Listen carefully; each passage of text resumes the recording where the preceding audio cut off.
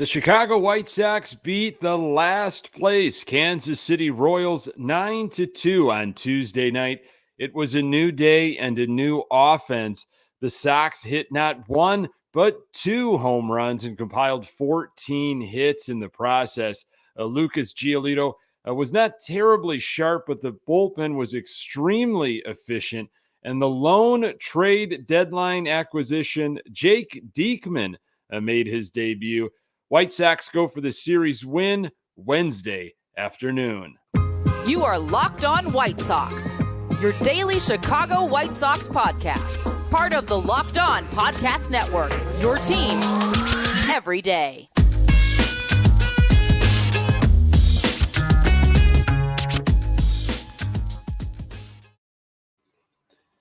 Hey, Sox fans, welcome to Locked On White Sox. Thank you for making Locked On White Sox your first listen each and every day. We're free and available on all platforms. Follow us on Twitter and Instagram at Locked On Sox. Also, subscribe to our YouTube channel. Just search Locked On White Sox. Today's episode is brought to you by Blue Nile. Make your moment sparkle with jewelry from BlueNile.com. And going on now is the Blue Nile Anniversary Sale. Save up to 40% on classic fine jewelry pieces and 25% on engagement ring settings. Shop stress-free and find your forever piece. Go to BlueNile.com today. Hey, I'm your host, Nick Morawski, a lifelong die-hard Chicago White Sox fan, recording this podcast just blocks from the ballpark in beautiful Bridgeport. You can find me on Twitter at Nick_GGTB. Really appreciate you letting me steal some of your time to talk White Sox. Locked On White Sox is part of the Locked On Podcast Network, your team every day. The bullpen had to log more innings than they perhaps anticipated, but did a great job. If you had to make a bet, or maybe if you just voluntarily did, that Andrew Vaughn would get a triple, you won probably a lot of money. And despite being just a few games out of the AL Central, the White Sox were unfortunately quiet at the trade deadline. State of the Sox, they are 52-51, just 2 games back now in the AL Central. Sox beat the Royals Tuesday night 9-2. We'll talk all about this game, offense, pitching, defense, but emotions were definitely high among Sox fans for sure, as the front office failed to make any additional moves before the trade deadline. Of course, we found out that Reese McGuire was sent to Boston for Jake Diekman, but we were holding our breath all day on Tuesday, waiting. I'm sure there's another move, maybe another arm, maybe a lefty bat, and nothing happened. Lots of movement throughout the MLB, though. Biggest move, of course, Juan Soto going to San Diego for a ton of prospects. Nats really got a huge amount in return. Sox do nothing at the deadline, but the Minnesota Twins, they get 3 right-handed pitchers and a backup catcher. They were rumored to be linked to Carlos Rodon there for a while. Thankfully, that did not work out. Guardians did nothing, and the Kansas City Royals shipped Whit Merrifield out of Kansas City to Toronto. Seen Whit Merrifield way too many times as a White Sox fan, so it is nice to see him off the Royals squad. I don't know how you're feeling as a Sox fan. There's a lot of different ways, I think, that the Sox could have gone. And, the fact that they're just 2 games back in a division where, again, it just doesn't seem like anybody really wants to win this division. Nobody is separating themselves. Sox are starting to maybe get in a little bit of a groove here, especially with a guy like Eloy Jimenez, who we're going to talk about. So they decide to do nothing. I feel like I know they didn't have the assets and the prospects to make a huge splash, like, of course, Juan Soto. and that Shohei Ohtani business. That thing was a real joke in my mind. But little pieces here and there. Maybe teams just were not ready to sell. The price was too high. I'm not sure exactly what the situation was, but the White Sox front office are really banking on this team, this group right here, to start living up to their potential and stay healthy. Here's some quotes from Rick Hahn, who spoke to the media before the game Tuesday. This is what Hahn had to say. We're disappointed that we weren't able to do more to try to improve this club. Anyone out there feeling a level of frustration and disappointment, I'm right there with you. We have the opportunity in front of us. We need to make the most of it. Now, kind of speaking about the current team here, this is Hahn once again. If they live up to their potential, they are capable of winning this thing. I know that it looks like at times that we've lost a little bit of that swagger. 2020-ish, even last year, we were an exciting, energetic young team with some swagger and a chip on its shoulder. I think we need to recapture some of that. That group gets it. There's plenty of personality in there. We've seen it. When things are going right, we've seen it. Even though things haven't gone as well, we would have hoped over the course of this year. It's time that we see a little bit more of that personality on a daily basis, a little bit more of that energy, and a little bit more of an attitude that we're going to beat you. Rick Hahn had a lot of other stuff that he had said. Scott Merkin has got a full article on whitesox.com, but Hahn eventually said that he still believes it can be a championship level club. And that is, that's what we were promised. Championship level, AL Central championship, probably. But beyond that, I just don't feel it right now. A couple other things before we get back into the trade deadline here. Dylan Cease talked about it in the previous Lockdown episode, the month June and July that he has been having. And Dylan Cease wins the AL Pitcher of the Month for July. First White Sox pitcher in team history to win back-to-back awards. Luis Robert activated and might even play Wednesday afternoon. That's a bit of a surprise.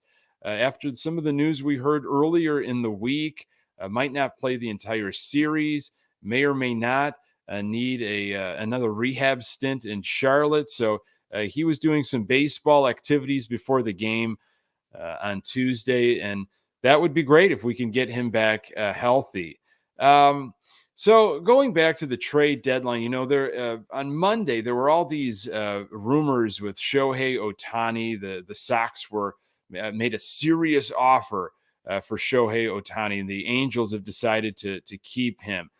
My issue with that, and this was heavily debated and social media, especially Twitter, if you're going to leak that information, if the Sox are going to have that information leaked, that they actually made a serious move, and then the only thing you get during this frenzy of moves in Major League Baseball is just a serviceable left-handed reliever, Jake Diekman, that's not a good look. If you're telling me you're putting a package together for Shohei Ohtani, then I believe you can have made other moves throughout Major League Baseball to better this team in certain ways, whether it's power or maybe another starting pitcher. So that's just my take on that whole Ohtani business. So are the White Sox really World Series contenders? Do you believe what Rick Hahn said, or are they just AL Central contenders? Ozzie and Frank in the pregame show on NBC Sports Chicago talked a lot about this, and they were both in their own separate ways calling out players in the pregame to start playing up to their level. Ozzie thinks there needs to be more tough love in the dugout. Does the front office not making a move, does that motivate players? Does that disappoint players? There was obviously some motivation offensively on Tuesday night. And an interesting note, you make this however you want to make it. Tony La Russa was not available to the media in the pregame on Tuesday. Another warm night on the South Side, and finally, the White Sox hit some home runs, and I'm going to tell you why Eloy Jimenez has become a dangerous man at the plate. More on that in a moment. At BlueNile.com, you can celebrate all of life's special moments, from creating the custom engagement ring of her dreams to gifting a classic and timeless jewelry piece, all at prices you won't find at a traditional jeweler.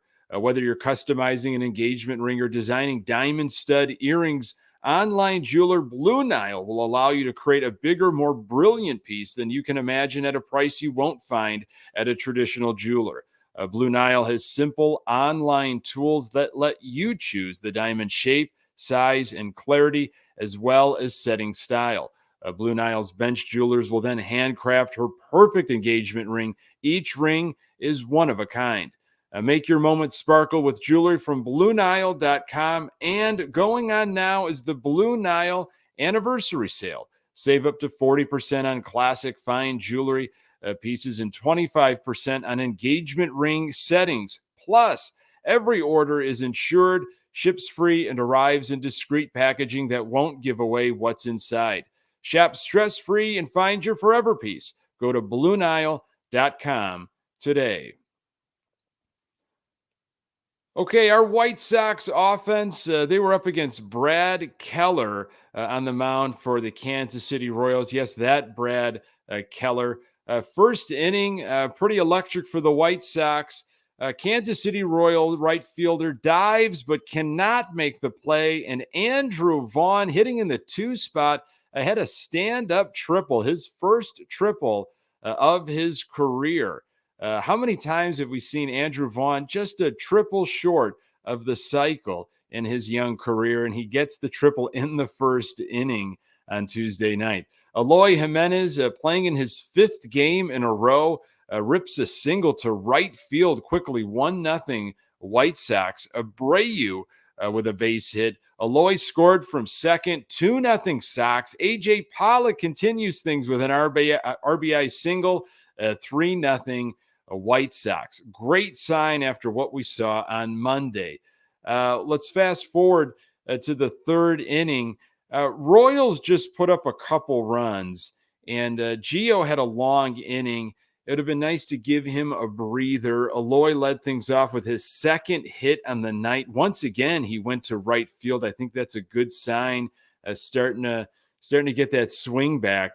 Then Royals forgot how to catch and throw the ball. Sox had runners on first and second with only 1 out. Pollock struck out. Yaz flies out. I thought that was a real wasted opportunity. Thankfully, the offense started to click a little bit later. 4th inning, Harrison got on. Tim Anderson with a base hit. 1st and 2nd, only 1 out. Andrew Vaughn with another single. Bases loaded. And Eloy Jimenez with his 3rd hit down the 3rd base line. 2-run score. It is 5-2 White Sox. Now, just you don't want to split hairs too much here, but there could have been a lot more in that inning. 6th inning, Harrison and Tim Anderson get on to start off things. Andrew Vaughn with another single. Bases loaded. Eloy with a sac fly. It's 6-2 White Sox. Tim Anderson gets thrown out trying to advance to 3rd. Bizarre situation there. Thankfully, Jose Abreu picks him up with a 2-run home run. It is 8-2 Sox at this point. That is August Abreu. We talked about it in the previous podcast. You've heard the numbers, what Abreu has done in his career in August. Unbelievable. He really did it on Tuesday. Brad Keller gets knocked out of the game at this point. 7th inning, Gavin Sheets with a home run, making it 9-2 White Sox. Sox final line, 9 runs, 14 hits, 3 walks, 5 strikeouts, 4 extra base hits, 2 home runs, and the Sox were 6 for 13 with runners in scoring position. Eloy Jimenez, again, playing in his 5th straight game. He was hitting the 3 spot Tuesday night. He went 3 for 3 with 4 RBIs. He's got 5 hits in the series. The joke can be made that, well, a healthy Eloy Jimenez is like making a big move at the trade deadline. And I honestly think that's where Rick Hahn's mindset is in the front office. They are really banking on guys like Jimenez, Moncada, having a strong month from Abreu, and that carries into September. Robert coming back healthy, hopefully getting his swing right soon and contributing quickly to the offense. They're hoping that 4, 5, maybe 6 different guys start living up to their potential. And what a wonderful sign to see what Eloy Jimenez has been doing as of late, getting into a groove. Hopefully he stays healthy because the White Sox are an absolutely different team. I know he's not hitting the ball out constantly, but getting base hits, keeping the line moving, he becomes a dangerous man in that lineup. Lucas Giolito struggled with his command, but I'm going to tell you how the bullpen was up to the task. More on that in a moment. BetOnline.net is the fastest and easiest way to check in on all your betting needs. Find all your favorite sports and events at the #1 online source for odds, lines, and games. Find reviews and news of every league, including Major League Baseball, NFL, NBA, NHL, combat sports, esports, and even golf. BetOnline continues to be the top online resource for all your sports wagering information. From live in-game betting, scores, and podcasts, they have you covered. Head to BetOnline today or use your mobile device to learn more about the action happening today. BetOnline, where the game starts. Lucas Giolito was on the hill Tuesday for the White Sox. We've seen Lucas have some difficulties and different situations this year. It has been a roller coaster year for him with some injuries and some health issues.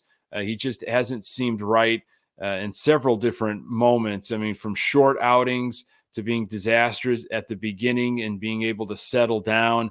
Numbers for Giolito this year are as follows: 18 starts heading into Tuesday's game, a 6-6 record, 5.14 ERA, 96 1/3 innings, 36 walks, and 108 strikeouts. Lefties hitting .224 against Giolito, and righties hitting .326, again, coming into Tuesday night's game. First inning, Giolito gave up a Perez double, who I feel like Salvador Perez, now that Merrifield is gone off the Royals, it's now Salvador Perez. He's going to be the one that's going to continue to hurt the White Sox. It is what it is. And he did not get cheated. He took a changeup and he just crushed it. But that was it. That was it for Giolito.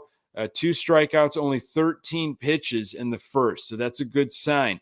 Almost a clean inning in the second, but all-star Tim Anderson botched a ground ball. He had a rough night in the field from my perspective. Third inning was a difficult inning for Lucas Giolito.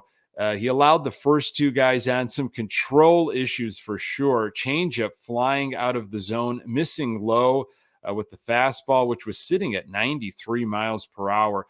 Battling Bobby Witt Jr., which is a tough task these days, gives up a sac fly. You got runners on the corners with 1 out. Another misplay by Tim Anderson. Can't get the force at second, and a run scored. So it was 3-1 White Sox. Giolito followed up with a strikeout, then an RBI double from Dozier. 3-2 White Sox. Giolito slider just not doing much. Ethan Katz coming out for an early visit. Another walk. You got Gio at 61 pitches here in the third inning. The bullpen was starting to warm up. Bases loaded with 2 outs. And, this was a very long inning for Giolito, mentally, physically, and was able to finish strong. Got a strikeout to end the threat. But after 3 innings, 4 hits, 2 earned runs, 3 walks, 5 strikeouts, and 66 pitches. Fourth inning was a nice quick inning. And the fifth, the Sox just scored 2 in the bottom of the fourth. You'd like a quick inning to allow the bats to get going again. And good on Giolito, it certainly was. Lucas Giolito's final line, 5 innings pitched, 5 hits, 2 earned runs, 3 walks, 7 strikeouts. His ERA now at 5.06. He threw 94 pitches Tuesday night. 6th inning, you saw the debut of Jake Diekman, the big trade deadline acquisition. He was topping out at 97 miles per hour. A tough-looking slider, struck out the first 2 batters and then get a ground out. With his lefty motion, almost a 3/4 delivery, you can definitely tell why lefties are hitting a $180 against him. So that was a nice debut for Jake Diekman. Joe Kelly had the 7th. That was a clean inning, as was the 8th with Matt Foster. And then Tanner Banks with the 9th. And all's well that ends well. The bullpen, 4 innings pitched, 2 hits only given up, 0 walks, and 3 strikeouts. So I think that was maybe a little bit more work than they wanted. I think they were hoping that Giolito would go 6 innings. He hasn't really been having long outings lately, but the bullpen was up to the task. A great debut from Diekman. We're assuming, since there was no Graveman Tuesday and there was no Hendricks, that they would be available for the series finale on Wednesday. Folks, thank you so much for making this podcast part of your daily routine. You can find the Locked On White Sox podcast absolutely everywhere you find your podcasts. We are on Twitter and Instagram at Locked On Sox. You can find me on Twitter at Nick_GGTB. Thanks for making Locked On White Sox your first listen. Now make your second listen the Locked On MLB podcast. MLB expert Paul Francis Sullivan brings humor, passion, and unique perspective on every team and the biggest stories around the league. Follow the #1 daily league-wide podcast, Locked On MLB, on the Odyssey app, YouTube, and wherever you get your podcasts. Coming up on the next episode, I will recap Lance Lynn's outing and hopefully be talking about a series win for our Chicago White Sox. Really appreciate you making time for the Locked On White Sox podcast. I'm Nick Morawski, and until next time, go Sox.